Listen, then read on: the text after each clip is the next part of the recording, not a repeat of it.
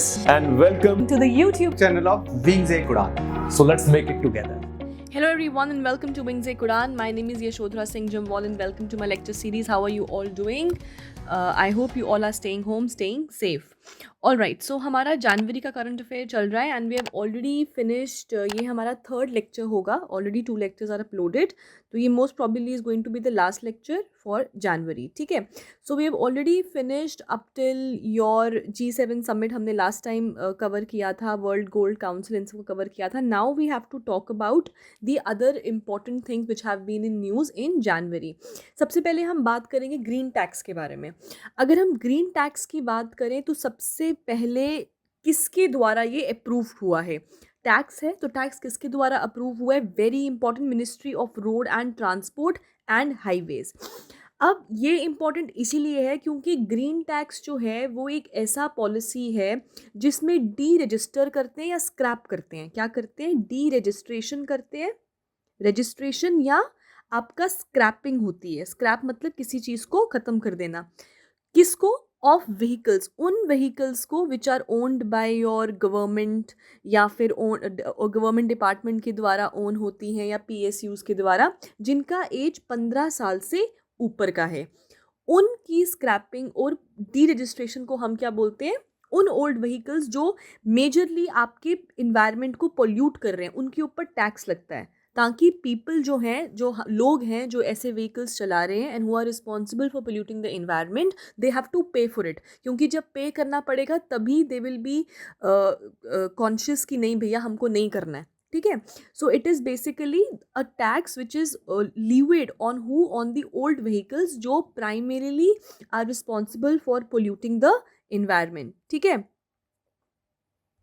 Primarily responsible for polluting the environment. Alright, किसके द्वारा है? अब देखो इन्वायरमेंट का है तो कहीं आप मिनिस्ट्री ऑफ इन्वायरमेंट ना कर दो. सो it is union ministry of forest road transport and your highways. उनके द्वारा ये किया गया है. और एक और चीज़, जो रेवेन्यू कलेक्ट होता है from the green tax, it is to be kept in a separate account. उसको एक सेपरेट अकाउंट में रखते हैं और ये वाला जो पैसा है उसको यूज़ किया जाएगा किसको टैकल करने के लिए? पॉल्यूशन को टैकल करने के लिए and use for tackling the pollution. इसी के अलावा जो स्टेट्स हैं जो आपके स्टेट्स में state of the art facilities लगाएंगे जिसकी वजह से एमिशन को मॉनिटर कर सकें, उनको पता चले कि कौन से एरियाज़ में ज़्यादा पोल्यूशन हो रहा है, which states are majorly polluting areas और कौन से vehicles are most responsible for this thing. ठीक है. अगर हम ट्रांसपोर्ट व्हीकल्स की बात करें, जो ट्रांसपोर्ट व्हीकल्स 8 साल के ऊपर के हैं उनके ऊपर भी ग्रीन टैक्स लग सकता है एट द टाइम जब वो रिन्यूअल के लिए जाएंगे, अपने फिटनेस सर्टिफिकेट के लिए जाएंगे, तब उनके ऊपर 10 से 20% का रोड टैक्स लग सकता है. पर्सनल व्हीकल्स के ऊपर they can also be charged with the green tax at the time of renewable. कितना होगा? आफ्टर 15 साल. मतलब 15 साल के बाद जब आपकी गाड़ी हो जाएगी उसके बाद जब आप रजिस्ट्रेशन के लिए जाएंगे तो आपका क्या होगा? वहाँ पे ग्रीन टैक्स जो है, एक तरीके का रोड टैक्स, वो आप पे लग सकता है.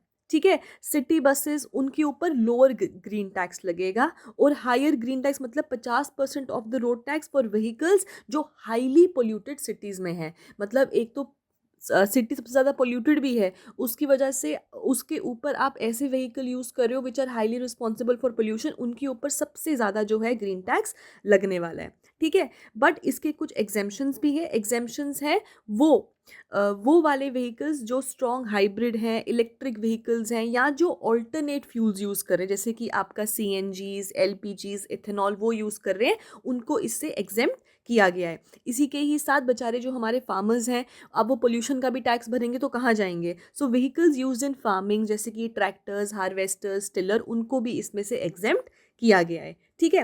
अब इसके बेनिफिट्स क्या रहेंगे ग्रीन टैक्स के? देखो बेनिफिट सबसे ज़्यादा यही रहेंगे कि पीपल शुड नो कि जो उनका व्हीकल है it is damaging the environment. So that is the major point of concern that people should no.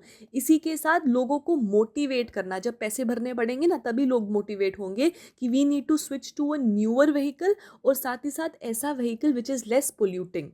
ठीक है. इसी के ही साथ रिडक्शन होगा आपके पोल्यूशन लेवल में, तो क्या होगा? आपके environment is going to be healthy. इसी के साथ अगर हम बात करें तो ऐसा एस्टिमेट लगाया गया है दैट कमर्शियल व्हीकल्स जो हैं वो जो आपके कॉन्स्टिट्यूट जो टोटल व्हीकल्स हैं ना उसमें से कमर्शियल व्हीकल्स आपके कुछ 5% के बराबर हैं, बट वो कंट्रीब्यूट करते हैं। मतलब सोचो कमर्शियल व्हीकल्स कितने हैं, टोटल व्हीकल फ्लीट में से 5% हैं, लेकिन वो कंट्रीब्यूट करते हैं 65 से 70% of the total vehicular pollution. तो इतनी कम तादाद में है पर इतना ज़्यादा जो पोल्यूशन है वो क्रिएट कर रहे हैं। इसी के ही साथ जो आपके ऐसे व्हीकल्स हैं जो बिफोर 2000 के पहले जो है मैन्युफैक्चर हुए थे वो सिर्फ 1% हैं, उनका कितना टोटल अमाउंट है 1% का है, लेकिन वो 15% तक जो टोटल जो आपका पोल्यूशन है उसको कंट्रीब्यूट करते हैं। और अगर हम एक कंपैरिजन करें ओल्ड व्हीकल्स में और न्यू व्हीकल्स में, तो उनके कंपैरिजन की अगर बात किया जाए तो जो न्यू व्हीकल्स हैं या मॉडर्न व्हीकल्स हैं, अगर सही तरीके से टर्म यूज़ किया जाए तो वो 10 से 25 टाइम्स कम पोल्यूशन जनरेट करते हैं as compare to your old vehicles. ठीक, तो this was about the green tax. आपको याद रखना है कि ये कितने साल के व्हीकल्स के ऊपर इम्पोज होता है। इसी के साथ आपको याद रखना है कि कौन कौन से एग्जेम्पशंस हैं और सबसे इम्पॉर्टेंटली कौन सी मिनिस्ट्री के द्वारा ये अप्रूव किया गया है। ऑलराइट, चलो next is bird flu. Bird flu का हम इसीलिए बात करें क्योंकि जनवरी में ऐसी खबर आई थी कि केरला जो है वो हाई अलर्ट पे आ गया था क्योंकि वहाँ पे बर्ड फ्लू के जो है केसेस पाए गए थे। ठीक है, अब थोड़ा सा बर्ड फ्लू के बारे में जान लेते हैं कि ये कौन सी टाइप की इन्फेक्शन है, वायरल है, बैक्टीरियल है, क्या है। तो याद रखिएगा ये एक वायरल इन्फेक्शन है that can infect not only birds. मतलब बर्ड फ्लू तो है लेकिन वो सिर्फ बर्ड्स को इन्फेक्ट नहीं करता है बट ये ह्यूमंस और अदर एनिमल्स को भी इन्फेक्ट कर सकता है। ठीक है, ये हाईली कंटेजियस है, वायरल आपका डिजीज़ है जो इफ़ेक्ट करती है किनको, various species of food producing birds, जिसमें चिकन्स आ गए, आपके टर्की आ गई, आपके डक्स वगैरह, ये सब सारे के सारे जो हैं बर्ड्स आ जाते हैं। ठीक है, now occasionally mammals including humans may contact avian influenza। अब ये क्या है, बेसिकली जो बर्ड फ्लू है ना, it is bird flu is nothing but avian जो है हम फ्लाइंग बर्ड्स के लिए यूज़ करते हैं, एंड इन्फ्लुएंजा। ठीक है, so it is avian influenza. अगर आपको पेपर में पूछा जाए avian influenza is related to what और आपको दिया जाए बर्ड फ्लू, स्वाइन फ्लू ऐसे से दिया जाए, तो आप याद रखिएगा it is related to your bird flu. Okay, so occasionally जो mammals हैं including humans they may come in contact with the avian influenza। however जो हम इस चीज़ की बात करें उसमें ऐसा कोई भी हमको एविडेंस नहीं मिला है जिसमें जो ह्यूमन है that is been affected by this flu. ठीक है, ऐसा नहीं मिला, but can it be affect, क्या बर्ड फ्लू से ह्यूमन इन्फेक्ट हो सकता है? येस, ऑब्वियसली ये हो सकता है। नाउ इन्फ्लुएंजा ए जो वायरस है जिसकी वजह से बेसिकली ये बर्ड फ्लू होता है, उसको 2 सब टाइप्स में बांटा गया है। कौन कौन से सब टाइप्स है? हेमाग्लूटिनिन HA एंड योर न्यूरामिनिडेस। ठीक है, तो याद रखना हेमाग्लूटिनिन एंड न्यूरामिनिडेस ये जो है ये 2 तरीके के सब टाइप्स हैं आपके इन्फ्लुएंजा ए वायरस के। और इन्फ्लुएंजा ए वायरस क्या है? ये आपका क्या कहते हैं, बेसिकली वो वायरस है जो रिस्पॉन्सिबल है आपके बर्ड फ्लू के लिए। ठीक है, बट क्या अभी कोई हमको ऐसा केस दिखा है जिसमें इन्फेक्ट हुआ है बर्ड टू ह्यूमन? तो हमको ऐसा कुछ नहीं दिखा है। अब ये जो हमने इन्फ्लुएंजा ए वायरस पढ़ा, ये ए मतलब इन्फ्लुएंजा ए वायरस जो मैं आपको भी बता रही थी, उसको हम बोलते हैं H5N8। देखो जैसे H1N1 था फ्लू, तो पूछते कौन सा वाला फ्लू है, तो अगर आपको H5N8 पूछे तो ये बर्ड फ्लू के साथ रिलेटेड है। ठीक है, नाउ अब वो कहते हैं कि जो ये एवियन इन्फ्लुएंजा ये एक डिजीज़ ऑफ बर्ड्स है जो बेसिकली और प्राइमरीली इसी वायरस की वजह से होता है, तो ये भी आप याद रखिएगा। Now can the virus transfer to humans? There is no evidence for the consumption, ऐसा हमको कुछ नहीं मिला है, बट अभी तक कोई नोन केस आया नहीं, but it can be transmitted. ठीक है, Hello everyone and welcome to Wings Quran. There is an important announcement for all the PSC Assistant Registrar aspirants. Wings आपके लिए लेके आया है मेंटरिंग कम कोचिंग कोर्स। यानी जो भी बच्चा हमारा कोर्स सब्सक्राइब करेगा उसको एक मेंटर के थ्रू गाइड किया जाएगा। गाइस, मेंटरिंग का मतलब कि आपको एक particular faculty member properly guide करता रहेगा थ्रू आउट द प्रिपरेशन। उसके साथ साथ video course, study material, MCQ sessions all will be included in this course. Guys, faculty members सारे वही होंगे जो पीएससी और यूपीएससी के एग्जाम्स को ऑलरेडी फेस कर चुके हैं, जिन्होंने मेंस लिख रखा है, जो इंटरव्यू स्टेज तक पहुंच चुके हैं। So all those people who are guiding you have already been through this exam. ये कोर्स विंग्स लेकर आ रहा है नॉर्थ इंडिया की सबसे बड़ी ऐप पे, धुरीना ऐप।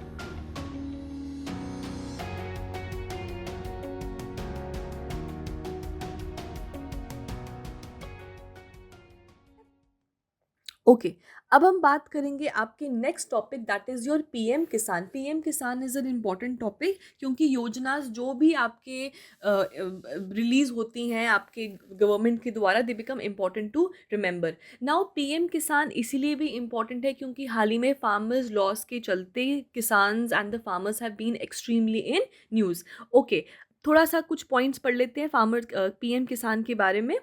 ओके, सो पीएम किसान का full form, very importantly, it is Pradhan Mantri Kisan Samman Nidhi. So it is basically for the samman of the your farmers. ठीक है, ये एक सेंटर सेक्टर स्कीम है। क्या है ये? आपकी सेंटर सेक्टर स्कीम है। सेंटर सेक्टर का मतलब क्या हो गया? दो तरीके की होती है centre sector, centre sponsored. Sponsor में क्या होगा? शेयर रहेगा स्टेट का भी और शेयर रहेगा सेंटर का भी। लेकिन सेंटर सेक्टर स्कीम में wholly and solely it comes under the sector. Centre मतलब कि सेंटर जो है वो पूरा पैसा देने वाला है। ठीक है, by the government of India. Government of India पढ़ रहे हैं तो we need to remember under which ministry it comes. It comes under the ministry of agriculture and farmers welfare. ठीक है, तो ये याद रखिएगा क्योंकि आपको गवर्नमेंट ऑफ इंडिया नहीं पूछा जाएगा, आपको डायरेक्टली मिनिस्ट्री पूछा जाएगा।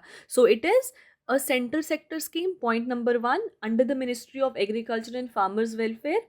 Launched in 2018। कब हुई थी लॉन्च? 2018 में जो ये स्कीम है इट वाज बीन लॉन्च्ड। और हाल ही में 2019 में इसको एक्सपैंड किया गया था। मतलब हाल ही में तो नहीं, अब 2 साल हो गए हैं, बट 2019 में इसको एक्सपैंड किया गया था। अब इसमें है क्या? ये बेसिकली एक स्कीम है जो इंट्रोड्यूस हुई थी इंक्रीज करने के लिए source of income of small and marginal farmers. तो जब ये बनी थी, इसमें स्मॉल एंड मार्जिनल फार्मर्स जो थे प्राइमरीली इंक्लूड हुए थे। मतलब वो जिनका कल्टिवेबल लैंड कितना है आपका, अप टू 2 हेक्टेयर्स है, वो आते थे। बट लेटर ऑन इसको एक्सपैंड किया गया था, जैसे आपको मैंने बताया 2019 में इसको एक्सपैंड किया गया था all farmer families in the countries irrespective to the size of their land holding। 2018 में when it was released, उस टाइम पे क्राइटेरिया था 2 हेक्टेयर तक, मतलब स्मॉल एंड मार्जिनल। 2019 में इसको एक्सपैंड किया गया और all the farmer families of the country they were been including. However there are some exemptions जो हम आगे पढ़ेंगे। ठीक है, इतना क्लियर हो गया? नाउ इस स्कीम में होगा क्या? इस स्कीम में डायरेक्टली ट्रांसफ़र होगा। डायरेक्टली ट्रांसफ़र मतलब डायरेक्टली पैसा जो है वो फार्मर के बैंक में जाने वाला है। कितना जाने वाला है जी? 6,000 जाएगा पर ईयर। मतलब इंस्टॉलमेंट्स में जाने वाला है। 2,000 की इक्वल इंस्टॉलमेंट्स में ये जो पैसा है वो जाने वाला है 2000 4 महीने में। सो पहले 4 महीने 2000, नेक्स्ट 4 महीने 2000, नेक्स्ट 4 महीने 2000, नेक्स्ट 4 महीने 2000। तो ऐसे करते करते ये क्या करेंगे, आपका ये जो है आपका पैसा ट्रांसफ़र होने वाला है। ठीक है, okay. Now the entire responsibility. अब देखो कौन से इसके बेनिफिशरीज रहेंगे, कौन से फार्मर्स इनको मिलने, क्योंकि इसमें एग्जेम्पशंस हैं। वो सारे फार्मर्स इसमें से एक्सक्लूड किए गए हैं जो क्या है, आपके इनकम टैक्स पेयर्स हैं। मतलब सब लोग इनकम टैक्स तो भरते नहीं हैं, तो वो फार्मर्स जो इनकम टैक्स पेयर्स हैं उनको इसमें से एग्जेम्प्ट किया गया है। मतलब दे आर कैपेबल इनफ कि वो अपना वेलबींग कर सकते हैं। सो इनको एग्जेम्प्ट किया गया है। और वो लोग जिनकी फैमिली में कोई प्रोफेशनल, जैसे कि कोई doctor, engineer, lawyer, chartered accountant, pensioner हैं, जो एटलीस्ट 10,000 पर मंथ ले रहे हैं। कितना ले रहे हैं जी? 10,000 पर मंथ ले रहे हैं, उनको भी इस स्कीम में से एग्जेम्प्ट किया गया है। नाउ पता कैसे चलेगा कि कौन से इंक्लूड होंगे, कौन से एक्सक्लूड होंगे? तो ये होली और सोली रिस्पॉन्सिबिलिटी होगा स्टेट का या फिर यूनियन टेरिटरी गवर्नमेंट का, जहाँ पर भी ये स्कीम चल रहा है। ठीक। Now the scheme initially provided, जैसे आपको उन्होंने बताया कि इनिशियली जो ये स्कीम था ये 2 हेक्टेयर तक था, बट लेटर ऑन इसको 2019 में एक्सपैंड कर दिया और कवर करता है अब ये all farmer families in the countries irrespective to their sizes. Exemption भी मैंने आपको बता दिया है, ठीक है।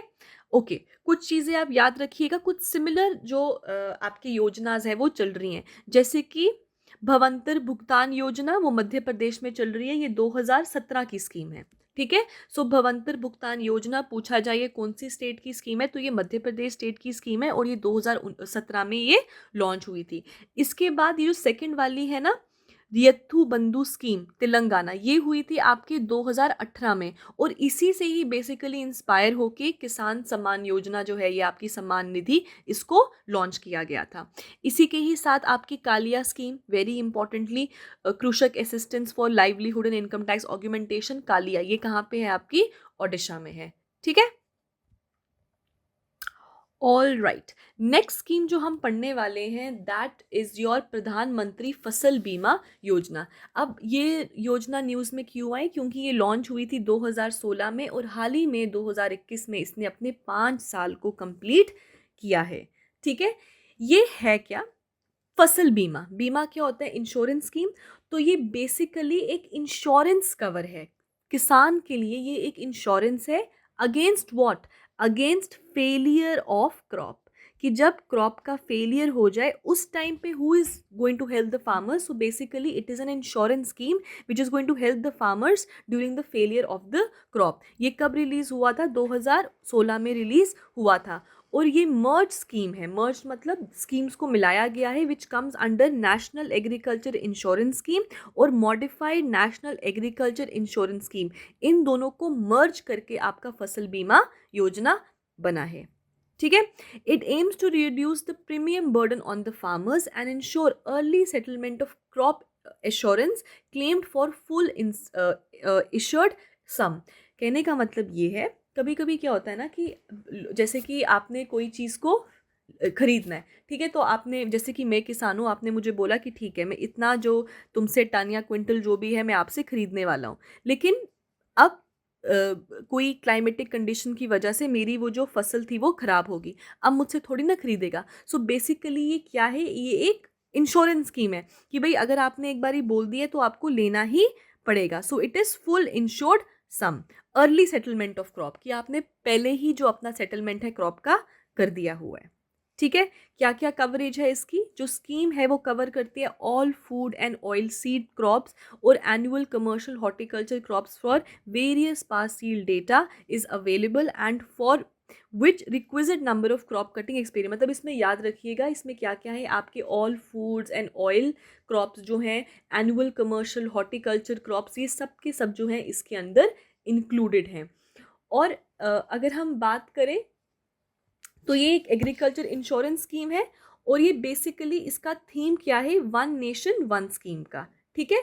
और जैसे कि अब क्या है, इनिशियली प्रधानमंत्री फसल बीमा योजना था और अब जो है प्रधानमंत्री फसल बीमा योजना 2.0 भी रिलीज़ किया गया है, जिसमें 2.0 में क्या है, 2.0 में आपका क्विक जो है आपका कंप्यूटेशन होगा और आपको क्विकली जो है वो काम जो है वो किया जाएगा, ठीक।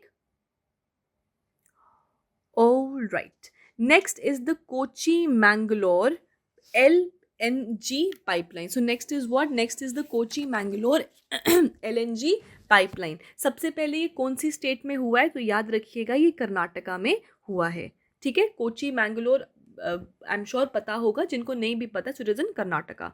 कितना लंबा ये आपका पाइपलाइन है, 450 किलोमीटर का लंबा पाइपलाइन है और ये 21 लाख कनेक्शन प्रोवाइड करेगा PNG का। PNG का मतलब हो गया आपका piped natural gas, piped natural gas, ठीक है, डन।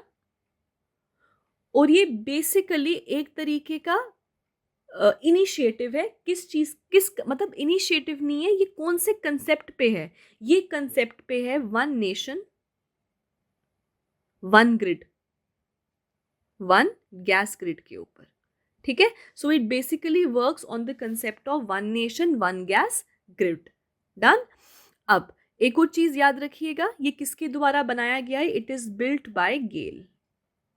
ठीक है, ये भी आप चीज याद रखिएगा, it is built by GAIL. Done.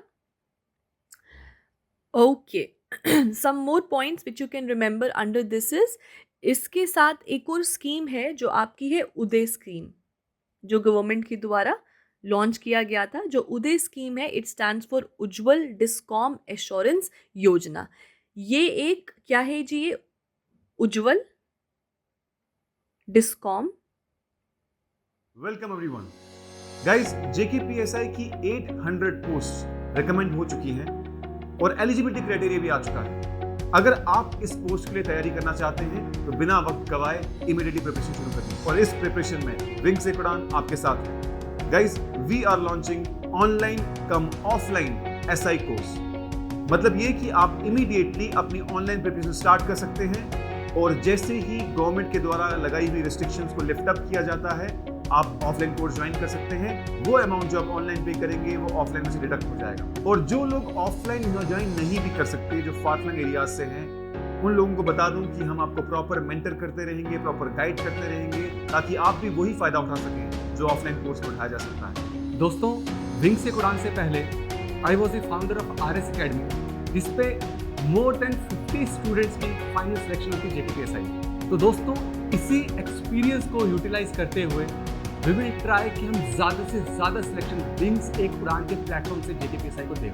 तो दोस्तों, better quality content, study material, test series के लिए डाउनलोड करें विंग्स एक उड़ान ऐप। उस ऐप में स्टोर सेक्शन में जाके आपको हमारा कोर्स का एक्सेस मिल जाएगा। और अकाउंट्स के न्यूली एडेड टॉपिक्स के लिए आपको डाउनलोड करना है विंग से उड़ान की ऐप। उसके स्टोर में जाइए, वहां पर आपको उसका एक्सेस मिल जाएगा। थैंक यू दोस्तों, थैंक यू वेरी मच।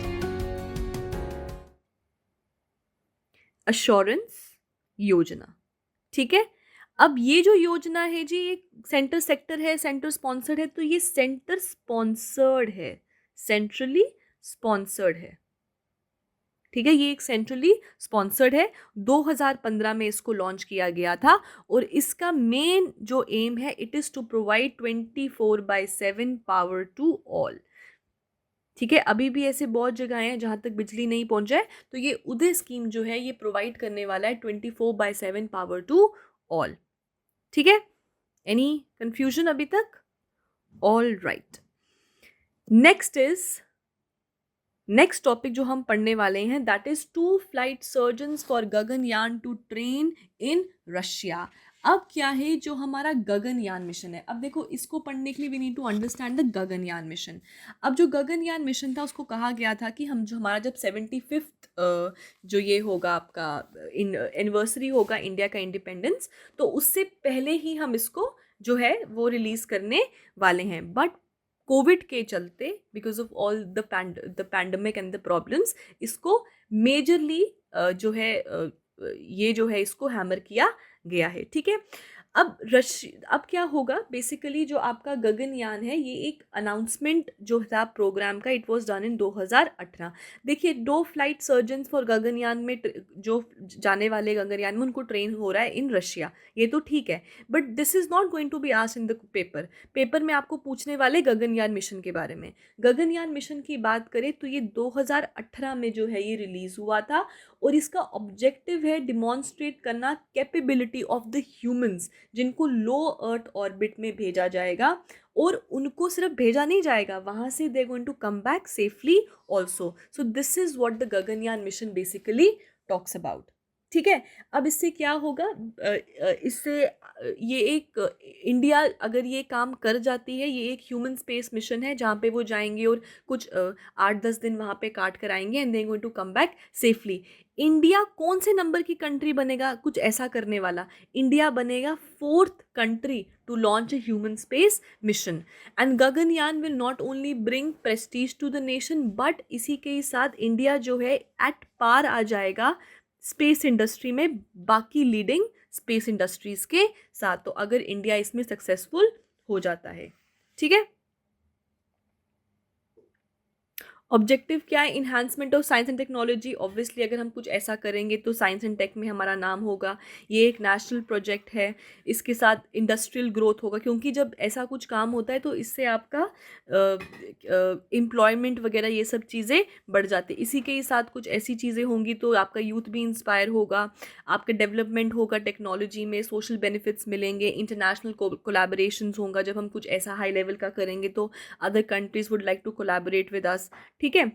अब जैसे मैंने आपको बताया कि इस तरीके की चीज़ें क्या करती है, एम्प्लॉयमेंट जनरेट करती है। अकॉर्डिंग टू इसरो चीफ, अगर हम इसरो की बात करें, जो उनके चीफ हैं, उन्होंने बोला कि जो गगनयान मिशन है वो 15,000 न्यू एम्प्लॉयमेंट्स को जनरेट करने वाला है, और 13,000 ऑफ देम कितने कहाँ पे होंगी, आपकी प्राइवेट इंडस्ट्रीज में होंगी। और इन लोगों को असिस्ट करने के लिए और 900 लोगों का मैन पावर लगेगा। तो जस्ट इमेजिन कितने लोग जो हैं इसकी वजह से जो है एम्प्लॉयमेंट में आएंगे। और इंडिया कौन से नंबर की कंट्री बनेगा? 4th नंबर की कंट्री बनेगा जो इस तरीके का ह्यूमन स्पेस मिशन जो है वो लॉन्च करने वाला है। इसी के साथ गगनयान मिशन के साथ हमारी प्रेस्टीज बढ़ेगी और इंडिया जो है एक की प्लेयर बन जाएगा आपके स्पेस इंडस्ट्री का। ठीक है। So this was Gaganyaan. और 2 सर्जन्स जो हैं, जो रशिया जो है वो ट्रेन कर रहा है आप हमारे 2 फ्लाइट सर्जन्स को फ्रॉम इंडिया, जो कहाँ जाने वाले हैं, आपके गगनयान मिशन में जाने वाले हैं। ठीक है। अब आता है एस्ट्रोसैट। अब Astrosat why was in news? It was in news क्योंकि जो Astrosat ultra violet imaging telescope है उसने स्पॉट किया था एक very rare ultra violet bright star को, जो कहाँ पे भी इन द मिल्की वे, आपका क्या बोलते हैं इसको,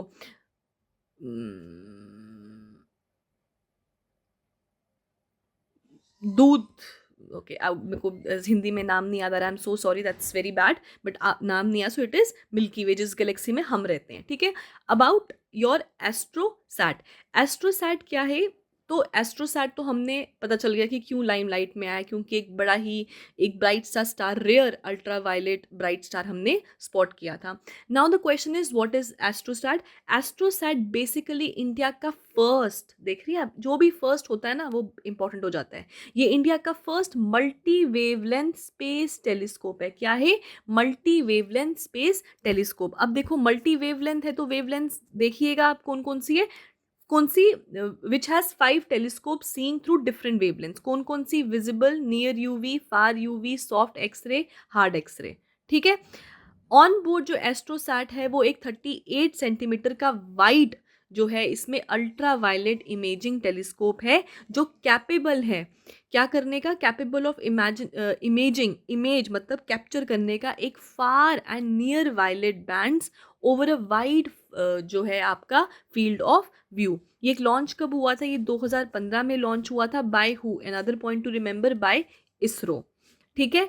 ये एक मल्टी कोलैबोरेटिव प्रोजेक्ट है, मतलब इसमें कोई एक नहीं है, मल्टीपल लोग हैं। आपको इनके चीज़ें याद रखने की ज़रूरत नहीं है क्योंकि इतने नाम आते नहीं है। बस आप इतना याद रखिए कि मेजरली कौन है जी इसमें, आपका इसरो है। कब लॉन्च हुआ? 2015 में लॉन्च हुआ था और ये इंडिया का first multi wavelength space telescope है।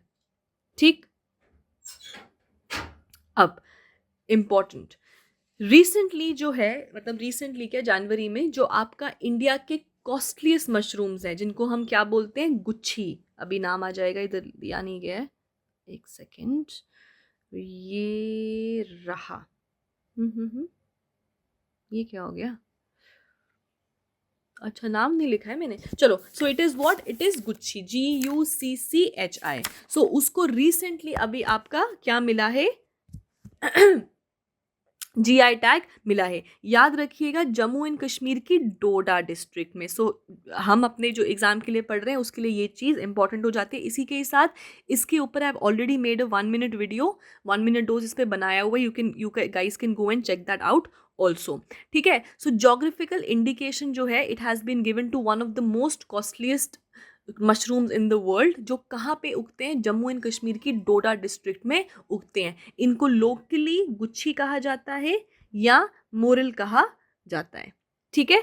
इसी के साथ याद रखना, ये इतने महंगे इसीलिए हैं क्योंकि इनका बहुत they are set to have medicinal और एंटी इन्फ्लेमेटरी प्रॉपर्टीज इनमें पाई जाती है, और ये कुछ 20,000 पर केजी के हिसाब से ये बिकते हैं। ये किस तरीके के फॉरेस्ट में पाए जाते हैं? ये टेम्परेट फॉरेस्ट में पाए जाते हैं। I remember I was watching a show जिसमें ये गुच्छी जो है वो निकालने के लिए जा रहे थे और ये ऐसे दबी होती है और पता नहीं कितना टेक्निकल जो लोग होते हैं वही पहचान पाते कि इट इज़ गुच्छी और उसको एक एक करके निकाला जाता है। बहुत मेहनत का काम है इसमें, ठीक है। अब जीआई टैग किनको दिया जाता है? जीआई टैग बेसिकली उन चीज़ों को दिया जाता है प्राइमरीली एग्रीकल्चर, नेचुरल या मैन्युफैक्चर प्रोडक्ट्स को दिया जाता है, जिसमें आपका हैंडीक्राफ्ट, इंडस्ट्रियल गुड्स आगे, जो एक जियोग्राफिकल लोकेशन पे ही पाए जाते हैं। मतलब इस एरिया में अगर कोई ऐसी चीज़ पाई जाती है जो सिर्फ यहीं कहीं नेटिव है और कहीं नहीं पाई जाती, तो उसको जीआई टैग के लिए जो है आप उसको बोल सकते हैं, ठीक है। जब भी एक आप किसी भी चीज़ को जीआई टैग मिलता है तो उसको क्या हो जाता है, उसका मिसयूज़ नहीं हो पाता, ठीक है। कोई और प्रोड्यूसर जो है उसका मिसयूज़ नहीं कर सकता उस नाम का, ताकि इट इज़ बेसिकली डन ताकि जो ऑथेंटिसिटी है ना प्रोडक्ट की उसको मेंटेन किया जाए। तभी तो जियोग्राफिकल इंडिकेशन मिला है कि भैया ये यहीं पाया जाता है, तो उसको कोई और मिसयूज़ ना करे कि देखो यहाँ पर भी गुच्छी उगती है, ऐसा नहीं होता। ताकि जो जिस चीज़ को ये मिला है टैग उसकी ऑथेंटिसिटी जो है वो मेंटेन रहे। नाउ रजिस्ट्रेशन की बात किया जाए तो जियोग्राफिकल इंडिकेशन वैलिड होता है 10 साल के लिए और इस रजिस्ट्रेशन को टाइम टू टाइम आप बढ़ा सकते हो 10 ईयर्स ईच। मतलब एक बार ही किया तो 10 साल के लिए, नेक्स्ट टाइम करोगे तो नेक्स्ट 10 साल के लिए, ठीक है। ओके, इम्पॉर्टेंट, अगर इंडिया की बात करें रजिस्ट्रेशन कौन करता है? It is done by the geographical indication of goods registration and protection act 1999, जो कब आया था इन फोर्स में? It came into force in 2003। Now अगर हम बात करें इंडिया का फर्स्ट प्रोडक्ट जो जीआई टैग जिसको मिला था, तो वो था 2004 से लेके 5 के बीच में, that was the Darjeeling T. ये आप याद रख सकते हैं कि पहला प्रोडक्ट कौन सा था? It was Darjeeling tea, important from your static GK point of view, ठीक है। चलो आगे, next topic we are going to talk about is the Parker solar probe. What is it? It is the Parker solar probe. Now recently, अब ये देखो, पहले तो बात ये, क्या ये इंडिया का मिशन है? जी नहीं, ये नासा का मिशन है, पहले तो आप यही याद रखिए, ठीक है। ये जो मिशन है मैं आपको लेमैन की भाषा में बताने वाली हूँ। ये जो मिशन है ये डायरेक्टली क्या करने वाला है? It is going to go into the atmosphere of the sun, ठीक है।